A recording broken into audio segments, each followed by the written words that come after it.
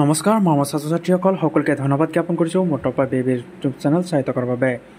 আজি ভিডিঅ'টোৰ যোগেদি দুটা বিষয় আমি গুৰুত্বপূৰ্ণ সহকাৰে আলোচনা কৰিম যে এটা মেট্ৰিক আৰু এটা এইচএছ। হয়, মেট্ৰিক পৰীক্ষা আৰু এইচএছ পৰীক্ষা 2026 বৰ্ষত যদি অনুষ্ঠিত হ'ব তেন্তে কেনেদৰে অনুষ্ঠিত হ'ব আৰু যদি অনুষ্ঠিত নহয় কিয় নহয়। হয়, সবিশেষ আজি ভিডিঅ'টোৰ যোগেদি আলোচনা কৰিম। অকণো স্কিপ নকৰিবা, ভিডিঅ'টো একেলগে চাবা।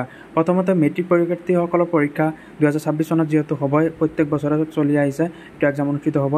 কথাটো হ'ল সিহঁতৰ এক্সাম সহজ হ'ব নে টান হ'ব। হয়, বহু ছাত্ৰ ছাত্ৰীয়ে প্ৰশ্ন কৰিছে 2026 বৰ্ষৰ পৰীক্ষা সহজ হ'ব নে টান হ'ব। হয়, ছাত্ৰ ছাত্ৰীসকল তোমালোকৰ ছেবা বৰ্ডৰ যিটো আণ্ডাৰ আছে, board of secondary education Assam, এইটো SSEB আণ্ডাৰত আছে।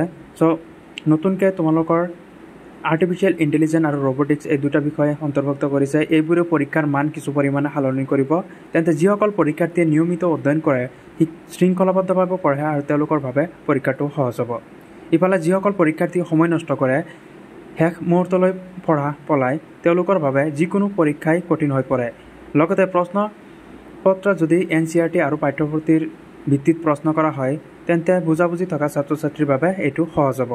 হয়, পৰীক্ষা সহজ নে কঠিন এই প্ৰশ্নটো প্ৰশ্নপত্ৰৰ ওপৰত নিৰ্ভৰ নকৰে, কুৱেশ্যন পেপাৰৰ ওপৰত নিৰ্ভৰ নকৰে, ছাত্ৰ ছাত্ৰীসকলৰ পঢ়াৰ ওপৰত নিৰ্ভৰ কৰে।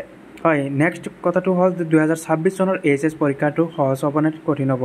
যিহেতু বহুত পৰিমাণে সলনি হৈছে 2025-26 বৰ্ষৰ যিটো এইচএছ পৰীক্ষা হ'ব। চ' এইচএছ পৰীক্ষা অৰ্থাৎ উচ্চতৰ মাধ্যমিক পৰীক্ষা হৈছে জীৱনৰ এক গুৰুত্বপূৰ্ণ একাডেমিক পৰীক্ষা। এই পৰীক্ষাৰ ফলাফলে শিক্ষাৰ পৰৱৰ্তী দিশ নিৰ্ধাৰণ কৰে। বিশ্ববিদ্যালয়ত ভৰ্তিৰ পৰা আৰম্ভ কৰি বিভিন্ন প্ৰতিযোগিতামূলক পৰীক্ষাক লৈ 2026 চনৰ পৰীক্ষা সহজ হ'ব নে কঠিন হ'ব এই বিষয়ে ছাত্ৰ ছাত্ৰীৰ মনত এটা স্বাভাৱিকভাৱে প্ৰশ্ন উঠিছে। এবাৰ AHSEC board, Assam higher secondary education council, এইটো SSEBৰ আণ্ডাৰত আছে। এই পাঠ্যক্ৰমত কিছু পৰিৱৰ্তন আনিছে, কিছু অংশ হ্ৰাস কৰা হৈছে, আন কিছু অংশ নতুনকৈ সংযোগ কৰা হৈছে। সেইকাৰণে যিসকল ছাত্ৰ ছাত্ৰীয়ে সময়মতে অধ্যয়ন কৰি আছে তেওঁলোকৰ বাবে পৰীক্ষা সহজ হ'ব। হয়, ইফালে প্ৰশ্নপত্ৰৰ ধৰণো লক্ষণীয়। এতিয়া কম্পিটিশ্যন বেছড এডুকেশ্যনৰ ওপৰত গুৰুত্ব দিয়া হৈছে।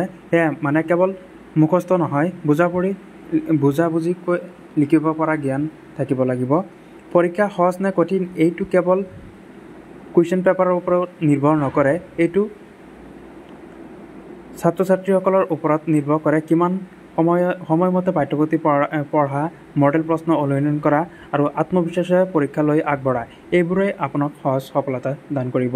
হয়, ছাত্ৰ ছাত্ৰীসকল বহুত প্ৰশ্ন কৰে।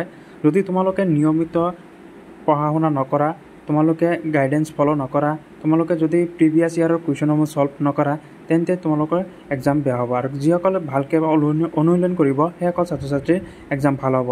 ত' ছাত্ৰ ছাত্ৰীসকল এইটো চেনেলত যদি তোমালোকক মেট্ৰিক তথা এইচএছৰ খবৰসমূহ দিয়া হয়, ভিডিঅ' ভাল লাগিলে ভিডিঅ'টো লাইক কৰি দিবা, চেনেলটো ছাবস্ক্ৰাইব কৰি ৰাখিবা।